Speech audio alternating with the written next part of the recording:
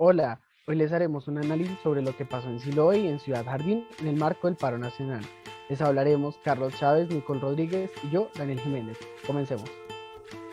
Para empezar, quisiéramos definir qué es Siloé y qué es Ciudad Jardín. Son dos lugares que se ubican en la ciudad de Cali. Por un lado tenemos a Siloé, que es la comuna número 20, pues en la ciudad de Cali precisamente, y se ubica al occidente de la ciudad. Por otro lado tenemos a Ciudad Jardín, este es la parte más alta al sur de Santiago de Cali, y allí se ubica una comunidad de, digamos que uno de los grupos con más poder económico en todo el país. Acá podemos ver la ubicación de cada uno. Por un lado está, como yo les mencionaba anteriormente, Siloé, y por acá está Ciudad Jardín. Lo que podemos ver es que es una ciudad dispersa, retomando el término de Teresa Caldeira. Entonces ella nos dice, sí, digamos que habitan en la misma ciudad, pero en lugares muy diferentes y muy separados. Entonces, por un lado tenemos pues a Ciudad Jardín, que como yo les mencionaba, es una comunidad de gente con un gran poder económico. Por el otro lado tenemos a Siloé, que es una comuna, y la comuna es definida como una subdivisión administrativa menor, es decir, es un espacio mucho más pequeño y con menos poder adquisitivo que el que tiene Ciudad Jardín, que podríamos definirlo como una clase pues alta y en su mayoría una clase pues baja. Bien, pero hay que comprender un poco qué fue lo que pasó con la Minga, quiénes eran ellos y por qué estaban en este lugar. El 10 de mayo del 2021, la Minga decide, pues digamos, emprender un camino hacia Cali para manifestarse y acompañar a las personas que estaban protestando allí. ¿Qué es lo que pasa y por qué en Cali? Pues es esencial comprender esto porque pues la situación de esta ciudad es muy distinta a las de otras ciudades de Colombia. Entonces, pues digamos que estas personas, esta comunidad indígena llega a Cali y pues empiezan a protestar, pero resulta que se ven atacados con armas de fuego por civiles y por la misma policía quien los apoya. Entonces, pues ellos deciden tomar piedras y machetes que eran lo único que tenían para atacar o para defenderse. Y pues resulta que es muy importante señalar que un hombre en una camioneta blanca sale de un carro y empieza a dispararles desenfrenadamente a todas estas personas de la comunidad indígena. Claro, ellos reaccionan al respecto y pues se dirigen hacia la camioneta para defenderse con pues, sus machetes, con sus piedras, y este hombre decide entrar a un condominio para refugiarse. Y pues digamos que ahí es donde empiezan a vandalizar, entre comillas, este condominio. Esto fue más como un acto que les permitía a ellos de pronto defender su vida, porque eso era lo que buscaban. Y es importante comprender también esto de que la policía metropolitana estaba ayudando a atacar a la misma comunidad indígena. Eso a continuación que les dijo Dani, lo vamos a ver en un video más adelante. Y también yo creo que es importante recalcar que la Defensoría del Pueblo afirmó que habían 8 heridos en total de este enfrentamiento que hubo el 10 de mayo, y de los 8 heridos eran precisamente 8 indígenas. Bueno, y una vez observando cuál es el contexto de Cali, me parece interesante abordar quiénes son los actores involucrados en el caso, ¿no? Y lo hemos visto desde 3 puntos distintos. La primera pues es la Minga, ¿no? En donde los indígenas tenían como fin, como intención, ayudar a los habitantes de Cali con la protesta, ¿no? Nunca su intención nunca fue afectar, ni nunca fue causar destrozos a la ciudad. Por otro lado tenemos también a las autoridades que son la representación misma del Estado autoritario, en donde se legitima la violencia a través del poder estatal, del aparato estatal, por ejemplo con el ejército, con la policía o con los miembros del ESMAD. Y bueno, tenemos también a los civiles, donde la personificación de cada uno de los civiles es desigual, es distinta. Incluso en algún video que vamos a presentar hay una desigualdad marcada desde la misma postura de los civiles, y pues bueno, a partir de esto existe una marcada discriminación, ¿no? A partir de esto existe esta discriminación que diferencia a los indígenas, por ejemplo, de las personas que habitan estos complejos. Por acá tenemos los ejemplos que les hemos mencionado. Y bueno, por el lado de Siloé tenemos este enfrentamiento con las autoridades, o esta situación, digamos, con las autoridades. Estamos aquí en Siloé, en el Romboy, en una marcha pacífica de todo el pueblo. Llegaron esos del SMAT a atacar la gente. Yo estaba aquí en una marcha pacífica, acá en el barrio Belisario, Siloé, Comuna 20. Mire cómo atemoriza el SMAT. Y desde ese maldito helicóptero están tirando gases, sin importar que hay niños, ancianos, gente inocente que está protestando. Están en una velatón y los... Entonces acá lo que podemos evidenciar es que la autoridad actúa como un ente dominante ante los civiles o precisamente reprimen a los civiles. Mientras que en Ciudad Jardín, que bueno, esto es la clase baja de la ciudad de Cali, esta es la clase alta, hago ese énfasis, porque parece que las leyes son aplicables para unos, pero no para los otros.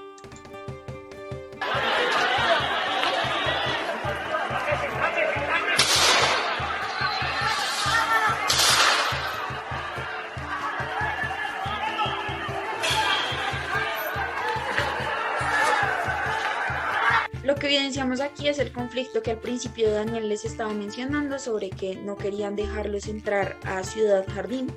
Y acá el dilema está en que, esto también lo dice Caldeira, parece que una clase social por habitar en cierto espacio, por tener cierto poder económico y político, puede regirse a ciertas leyes, mientras que los otros sí son reprimidos por la autoridad y en lugar de recibir, digamos que un apoyo o precisamente control, reciben represión, mientras que los otros reciben, digamos que un apoyo para atacar a la minga indígena.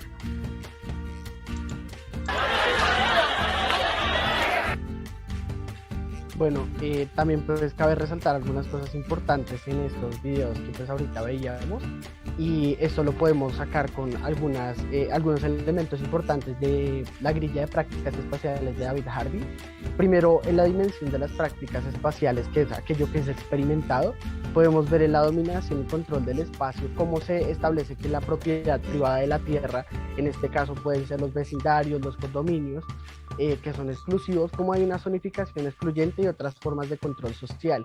Es ver un poco, pues con lo que les decía al principio, cómo es que la policía, las mismas autoridades terminan por ayudar a estas personas a atacar a los indígenas.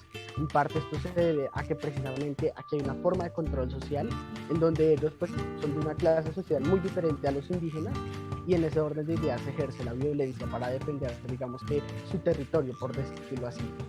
Y en parte también se ve la apropiación y el uso del espacio al construir y designarle un sentido al espacio. Este sentido que se le asigna al espacio, digamos que es un poco diferente, puesto que un condominio, pues también como Nicole lo decía con Teresa Caldeira, marca una diferencia total de la vida que están viviendo estas personas que están allá adentro, que de pronto tienen muchas cosas diferentes a lo que están viviendo afuera. Y esto pues lo podemos relacionar con lo que también nos menciona Doreen Macy y Carlos del Cairo, sobre las fronteras, ¿no? Son fronteras simbólicas. Por un lado, como lo dice Macy, son fronteras que no son naturales, que son creadas, digamos que por la misma sociedad, y que estas fronteras que se crean, digamos que marcan una diferencia y una contraposición entre nosotros y ellos, como ella misma lo menciona. Y esos nosotros y ellos son los indígenas, ¿no? Los indígenas, por un lado, son aquellos que están afuera, son ellos, mientras que nosotros somos las personas, en este caso las personas del condominio, somos los acomodados, a los que no nos pueden atacar porque nosotros tenemos unas condiciones totalmente diferentes. Entonces es comprender un poco eso, ¿no? Cómo se le da el sentido al espacio, cómo se le da el sentido a esta frontera construida simbólicamente. Y Carlos del Cairo también nos lo menciona un poco en este mismo contexto, pero pues más adelante lo abordaremos y lo comprendemos desde el concepto de alteridad. Bueno, y también reflexionándolo desde la visión de dos autores más, vemos desde Oslender acerca del tema de la dominación y la resistencia, esta espacialización de la resistencia, ¿no? En donde el espacio toma un lugar esencialmente político, y lo vemos en este caso del paro nacional y ahora específicamente en el caso de Cali, ¿no? Y bueno, vemos que en este sentido se impone el dominio del Estado. El Estado es el que administra, el que ordena y el que controla, o el que a través de la violencia se empeña en controlar, ¿no? Pero cuando pensamos en resistencia, y si lo visualizamos aquí en alguna de las imágenes, podemos pensar equivocadamente que la resistencia únicamente obedece a procesos de violencia, a procesos donde se causan destrozos y demás. Pero a la resistencia y el poder, al tomarse como acciones políticas, también podemos hablar de una resistencia intelectual, es decir, de una lucha que se piensa, de una lucha que se prepara y que no necesariamente desde la visión de aquellas personas que llegaron, por ejemplo, a protestar de manera pacífica, se enfrentaron y se encontraron con el poder del Estado, ¿no? El poder del Estado que se hizo ver a partir de esta violencia física, de esta violencia ejercida sobre aquellos que protestaban de una manera pacífica.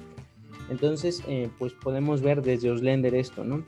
Aquí es donde se desafía y se trata de subvertir ese poder dominante del Estado, ¿no? Ejercido a través de las fuerzas públicas.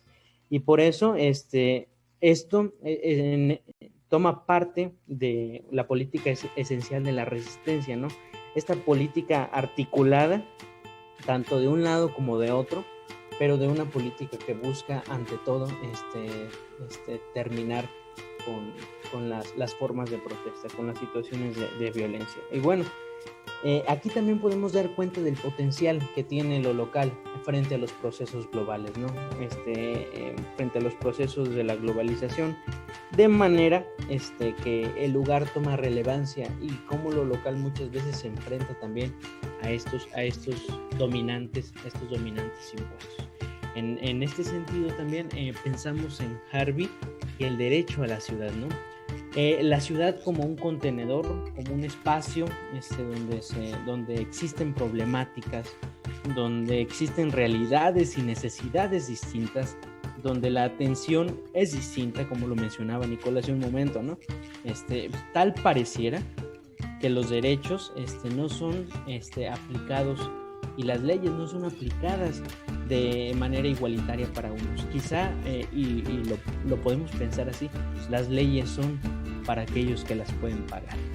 Y bueno, en ese sentido también, desde la perspectiva del derecho a la ciudad, podemos tomar en cuenta esto, lo que está erróneamente visto como lo civilizado y lo incivilizado, ¿no? Es decir, como lo civilizado, aquellas personas que habitan en Gran Jardín y que se hacen llamar personas de bien, frente a las personas, frente a la minga indígena que llega a protestar y es catalogado como lo no civilizado, como despectivamente mencionado lo indio, ¿no? Y bueno, en este derecho a la ciudad, para muchos, pues se hace evidente la desigualdad, se hace evidente, por ejemplo, en el caso del paro nacional, la corrupción tan metida en los aparatos estatales y en los aparatos políticos, ¿no? Que deberían de proponer el bienestar común, la inequidad o la mala organización de la vida pública y política del país, por ejemplo. De manera, podemos pensar de que a esto se establecen formas de protesta social por el descontento que todo esto antes mencionado ha generado y que todo esto da paso a ideologías, despiertan ideologías, pero también despiertan opiniones que provocan simpatía entre algunos y discrepancia entre otros, lo que posteriormente lleva a este tipo de enfrentamientos, a este tipo de respuestas, ¿no? A estas respuestas de la resistencia en medio de lo que Bocarejo propone como los espacios de la diferencia, la espacialización de la diferencia. Por ahí podemos observar también el pequeño letrero donde dice aguante es lo que sobra. Y pues bueno, para concluir esta parte de la resistencia, podríamos pensar resistir para no morir o morir resistiendo. Respecto a lo que mencionaba Carlos, yo creo que se conecta directamente con esta caricatura que nosotros encontramos, ¿no? Entonces, Carlos en algún momento mencionó es que las leyes son para los que las pueden pagar, y es precisamente lo que evidenciamos acá, ¿no? Entonces está este tipo de gente de bien respaldando al Estado, que parece también como un Estado, esto es como haciendo referencia a la colonización española, ¿no? Entonces llega Iván Duque, que es el presidente con la religión del Centro Democrático, a civilizar, haciendo mucha énfasis a lo que mencionaba Carlos ahorita último, a civilizar a los indígenas, a la minga indígena, con el respaldo de este tipo de gente de bien y por supuesto también de las autoridades. Entonces, que las autoridades se encargan de reprimir a fin de cuentas a la minga indígena. Entonces, lo que vemos acá es que precisamente porque la minga no habita en su resguardo, no está en el lugar en el que debería estar, como nos mencionaba Bocarejo, que ya nos dice, para cada grupo social hay un espacio y para cada espacio hay un grupo social, pero entonces como la minga se sale de este grupo social, de este imaginario que nosotros tenemos, genera todo un conflicto, no solo con esta gente de bien que se supone que son los civiles, sino también con los entes estatales, como lo es precisamente el presidente o las autoridades, que en este caso sería el ESMAD. Cabe resaltar también lo que nos menciona Carlos del Cairo, como les decía anteriormente, sobre la alteridad, y esto es un poco pensar lo que nos decía ahorita Nico, nos decía básicamente como lo que está haciendo el Centro Democrático, y es ver que por un lado tenemos a aquellas personas, aquellos grupos que están apoyados por el Estado, en este caso los grupos armados, ¿cierto? En este caso, más que los grupos armados, son las fuerzas militares, ¿no? Que son las que terminan por atacar a aquellos que son diferentes. En este caso, pues yo sé que, y pues digamos que se ven distintos a los indígenas, ¿no? No se les percibe como personas que puedan adaptarse a la ciudad para manifestarse, al igual que los ciudadanos, ¿no? Que pues digamos que esto es importante señalarlo. Entonces, pues es ver un poco cómo se ve este discurso de alteridad aquí, no al sentido de ser el otro, pero donde no se reconoce la diferencia, es decir, donde aquí simplemente queremos imponer nuestros intereses, imponer nuestras ideologías sobre los demás, ¿no? Entonces aquí en este tipo de poderes, como lo mencionaba ahorita con las fronteras, este tipo de poder que ejerce sobre la ciudad es el poder, digamos, pues del Centro Democrático, como lo vemos en la caricatura, o también de las fuerzas militares. Y una reflexión aquí que podemos hacer en torno a esta imagen también es un poco lo que nos decía Nico con Diana Bocarejo, y es como los indígenas, y también según lo que el presidente dijo, tienen que ir a su resguardo a manifestarse, pero aquí que es la ciudad, este es nuestro territorio y por ende hay otro tipo de normas que se rigen sobre él, a saber, pues las normas que digamos que controla el Estado. Yo creo que también es bien importante recalcar para ir finalizando que también cuando hablamos de que hay una diferencia, no es solo una diferencia cultural, sino también económica. Entonces vemos cómo estos actores se encargan de respaldar a este tipo de personas, de apoyarlos, como lo veíamos en el video, porque parece que ellos sí tienen derecho a que los cuiden, ellos sí tienen derecho a un respaldo, mientras que vemos a actores como la Minga o a precisamente los ciudadanos de localidades como Siloé, y ellos sí merecen este tipo de represión o de abuso policial que hemos visto en los últimos días.